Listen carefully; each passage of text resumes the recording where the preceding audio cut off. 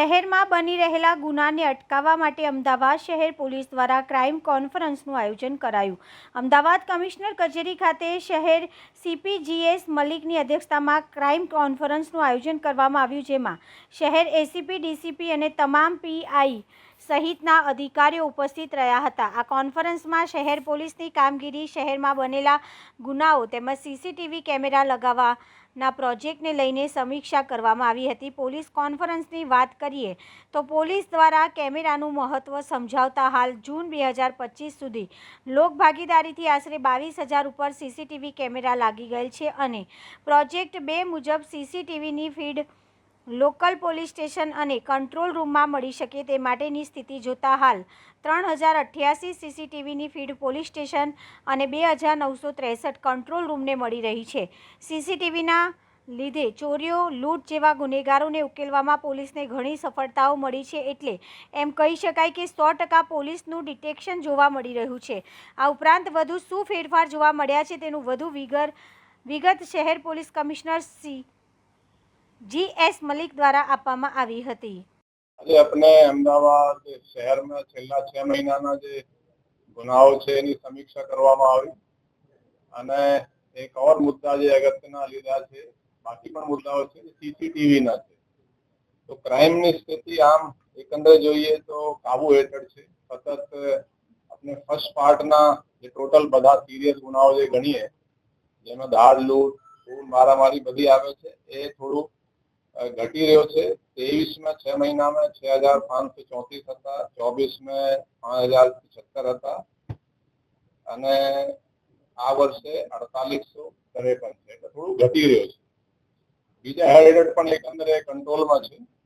પણ આપણે એક જે સૌથી અગત્યના પ્રોજેક્ટ હાથમાં લીધા હતા CCTVના, એના 2024ના મઈ મહિનામાં આપણે એક હુકમ કરેલું તમામ PIઓને, ACP, DCP એ લોકો પાસે જઈ સોસાયટીઓ મીટિંગ કરે, મોલ અને જેટલા પણ આગેવાનો સાથે મીટિંગ કરે અને વધારે લોકો સ્વેચ્છાએ CCTV લગાડે, એના માટે આપણે સૂચન કરેલું.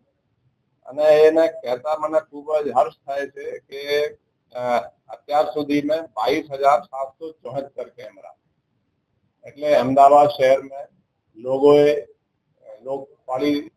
મતલબ પોતાની સ્વેચ્છાથી આ લોકો લગાડ્યા છે અને એનાથી આપણે પોલીસને બહુ મદદ મળી રહી છે.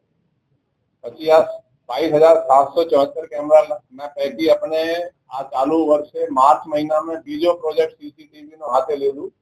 જે રીતે સરકાર કેમેરા લગાડીને સરકારી કેમેરા મારા કંટ્રોલમાં આવે છે, એ રીતે જો લોક ભાગીદારીથી આ જે પ્રાઇવેટ કેમેરા છે એ પૈકી જે જાહેર રોડ વાળા છે, જે પોલીસના માટે રિલેવન્ટ હોય, એની પણ ફીડ પોલીસ સ્ટેશનમાં પણ મળે અને કંટ્રોલમાં પણ મળે. એટલે એમાં સરકારનો કોઈ ખર્ચ નથી. લોક ભાગીદારીથી લોકો પાસેથી થોડી એન્કરેજ કરી, GTPL સાથે પણ આપણે સંપર્ક કર્યો, એટલે એની પણ ફીડ આપણે હાલમાં પોલીસ સ્ટેશનમાં પણ આવી રહી છે અને કંટ્રોલમાં પણ આવી રહી છે. આજે 22,774 પૈકી પોલીસ સ્ટેશનમાં 3,028ની ફીડ આવી રહી છે અને કંટ્રોલમાં 2,963ની ફીડ આવી રહી છે.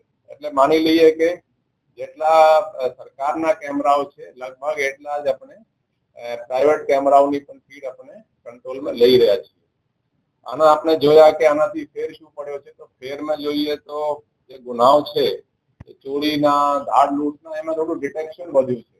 દાખલા તરીકે આ લૂંટના જે ગુનાઓ છે, ચાલુ વર્ષે 100% કે 100% ડિટેક્ટ છે, 36 થયા હતા અને ગયા વર્ષે ડિટેક્શન 87% હતા. જ્યારે જો હાઉસ બ્રેકિંગ, જે ઘરફોડ ચોરીઓ હોય છે, રાતમાં ઘરમાં ઘૂસીને કે દિવસમાં જે ચોરીઓ કરે છે, એમાં 2024માં 42% ડિટેક્શન હતું. આ વર્ષે 56% છે. એટલે શોધવાની ટકાવારી છે એ પણ વધી છે. આ ચોરીઓ જે છે એમાં લાસ્ટ યર 24માં જૂન સુધીમાં 30%નું ડિટેક્શન હતું. આ વર્ષે 37%નું છે. એટલે આ ખરેખર CCTV થી પોલીસને ક્રાઇમમાં જ નહીં, લો એન્ડ ઓર્ડરમાં પણ ખાસી મદદ મળી રહી છે. ગુનાના શોધવાની ટકાવારી પણ વધી છે. અને બાકી આ સિવાય અસામાજિક તત્વો વિરુદ્ધ જે કાર્યવાહીઓ ચાલી રહી છે, જેમાં ડિમોલિશન, એના ગેરકાયદેસર જે પ્રોપર્ટીઓ ના ડિમોલિશનના કામ છે એ પણ વ્યવસ્થિત ચાલી રહ્યા છે. પાસા તડીપાર વગેરેની પણ આપણે સમીક્ષા કરવામાં આવી.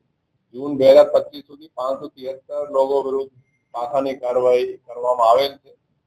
આ સિવાય એનડીપીએસમાં પણ એક દરેક પોલીસ સ્ટેશન દીઠ 4 માણસોનો એક ખાસ જવાબદારી સોંપી છે. પોલીસ સ્ટેશનમાં એક પીઆઈ, એક પીએસઆઈ અથવા એએસઆઈ રહેશે, એક હેડ કોન્સ્ટેબલ અને 2 કોન્સ્ટેબલ. એ બાતમી એ વિસ્તારમાં જ્યાં નાર્કોટિક્સની કે બધી ચાલે છે તો પીઆઈને જાણ કરશે, કેમ કે આ કેસો કરવાની જવાબદારી એસઓજી या ક્રાઇમની નથી, લોકલ પોલીસ સ્ટેશનની પણ છે. એટલે વધારેમાં વધારે કેસો શોધે, કાર્યવાહી કરવામાં આવે એ રીતેની આપણે સૂચના આપવામાં આવી છે. એકંદરે કહી શકાય કે જેટલા પણ પડકારો પોલીસને મળ્યા છે, દાખલા તરીકે આ એર ક્રેશની ઇન્સિડન્ટ હતી એના પણ વ્યવસ્થિત રીતે પોલીસે ટેકલ કર્યા. રથયાત્રા પણ બહુ શાંતિથી પસાર થઈ અને બીજા પણ જે ઇન્સિડન્ટો છે, એકંદરે પોલીસ ઇફેક્ટિવનેસ પોલીસની ખાસી વધી છે અને કાયદો અને વ્યવસ્થા કાબુ હેઠળ છે. Thank you.